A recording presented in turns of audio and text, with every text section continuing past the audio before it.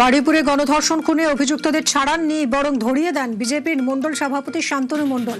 গ্রামবাসীদের সঙ্গে CC footage দেখে রাতভর তল্লাশি। প্রভাসকে পুকুর থেকে কলার ধরে তুলে বারুইপুর থানায় নিয়ে যান তিনি। বদলের বাংলায় আরও এক বদল। তৃণমূল আমলে বারবার বাধার মুখে বিরোধীরা। বিজেপি জামানায় বাধা ছাড়াই বারুইপুরে তৃণমূল প্রতিনিধি দল। ঘটনাস্থলে সিপিআইএমও বিনা বাধায় ঢুকে থানার সামনে বিক্ষোভ। বারুইপুরে স্থানীয় পুলিশের ভূমিকায় প্রশ্ন। মালদায় কুইক অ্যাকশন, নাবালিকাকে যৌন নির্যাতনের মৌখিক অভিযোগেই গ্রেফতার। বিহারের পূর্ণিয়া থেকে জালে অভিযুক্ত। ক্যানিংয়েও পড়ুয়ার শ্লীলতাহানির অভিযোগে ধৃত 4। সামান্য ফুটবল খেলা নিয়ে ঝামেলা। বারুইপুরে ক্লাস 10-এর ছাত্রকে খুনের অভিযোগ।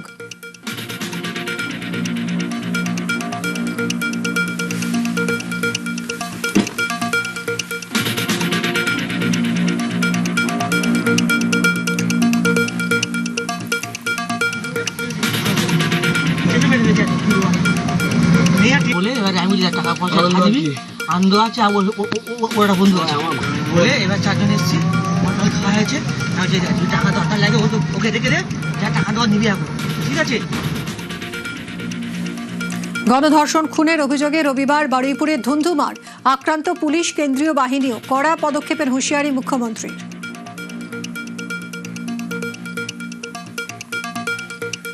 যেটা মব লিঞ্চিং হয়েছে, এর পিছনে একটা কমিউনাল অ্যাঙ্গেল ছিল। রেলপথকে উপড়ানো হয়েছে। আমাদের অতীত ইতিহাস মনে পড়ছে। সিআরপিএফ এর 2 জন জওয়ান আহত হয়েছেন। একটা পুলিশের গাড়িকে জ্বালানো হয়েছে। যারা যুক্ত, যারা অতৃপ্ত আত্মা, এদেরকেও কিন্তু ভুগতে হবে। বারুইপুর কাণ্ডে প্রশ্নে স্থানীয় পুলিশ। পাচার প্রবণ এলাকায় নাবালিকা নিখোঁজ জেনেও কি গুরুত্ব দেওয়া হয়নি? বারুইপুর পুলিশকে সঠিক সময় জানানো হয়েছিল। পরিস্থিতি কেন আঁচ করা যায়নি?